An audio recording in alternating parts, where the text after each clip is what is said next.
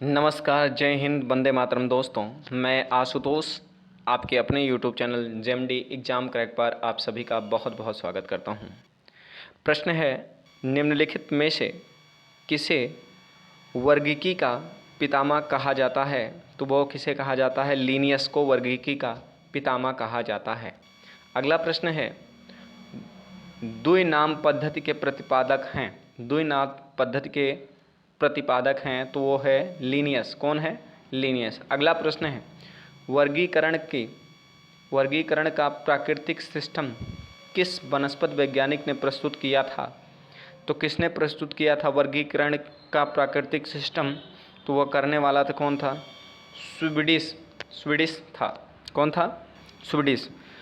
पुष्पीय पादपों को रखा गया है। पुष्पीय पादपों को रखा गया है फैन रोगेंसम में। फैन रोगेंसम में। अगला, अपुष्पीय पौधों को रखा गया है। अपुष्पीय पौधों को रखा गया है क्रिप्टोगैम्सन में। क्रिप्टोगैम्सन में। अगला प्रश्न है, वर्गीकरण की आधार इकाई है। वर्गीकरण की आधार इकाई है तो है स्पेस। क्या है? स्पेसिस है। अगला प्रश्न है, हाइड्रोफाइट होता है। अगला प्रश्न है क्या? हाइड्रोफाइट होता है। तो हाइड्रोफाइट क्या होता है? तो पादप रोग है। कौन सा है? पादप रोग है। अगला प्रश्न है, द्विनाम पद्धति का अभिप्राय पौधों के नामों को दो शब्दों में लिखा जो बताते हैं कि क्या बताते हैं कि उनके वंशाक्रम और जाति। क्या बताते हैं? ये चीज़ बताना है। तो ये बताते हैं वंशानुक्रम और जाति को बताते हैं। अगला, जिन पौधों पर बीज बनते हैं किंतु पुष्प नहीं लगते कहलाते हैं। जिन पौधों पर बीज बनते हैं परंतु पुष्प नहीं लगते उन्हें क्या कहते हैं? तो उन्हें कहते हैं अनावृत बीजीय के नाम से जाना जाता है। जीवाणुओं की खोज किसने की?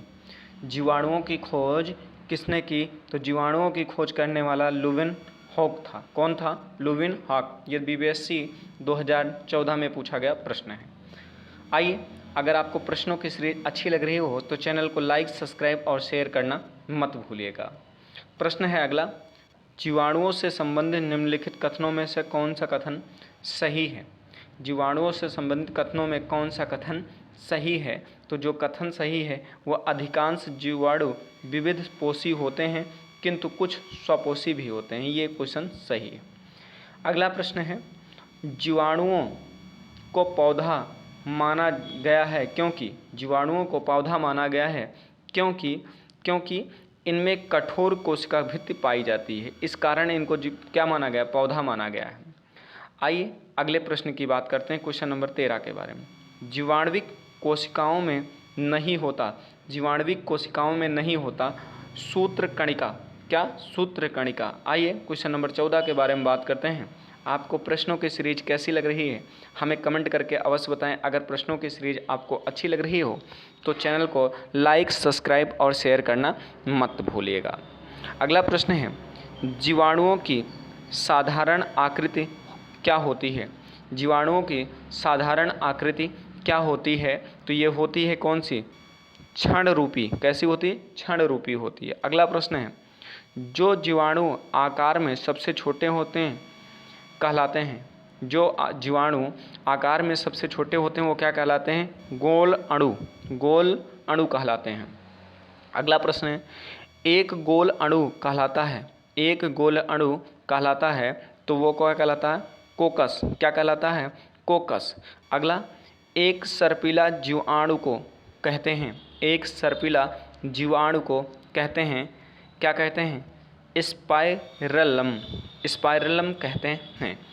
आपको प्रश्नों की सीरीज कैसी लगी कमेंट करके हमें ज़रूर बताइए। अगर प्रश्नों की सीरीज आपको अच्छी लगी हो तो चैनल से अवश्य ज्वाइन हो, और अगर ये वीडियो आपको पसंद आया हो और आप इसका PDF चाहते हैं तो इसी नाम से JMD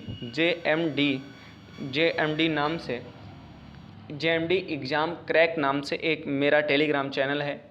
आप उसको अवश्य ज्वाइन कर लें, वहाँ पर इसका PDF आपको मिलता रहेगा। मिलते हैं नेक्स्ट वीडियो में, तब तक के लिए जय हिंद, वंदे मातरम। दोस्तों अपना बहुत बहुत ख्याल रखिएगा।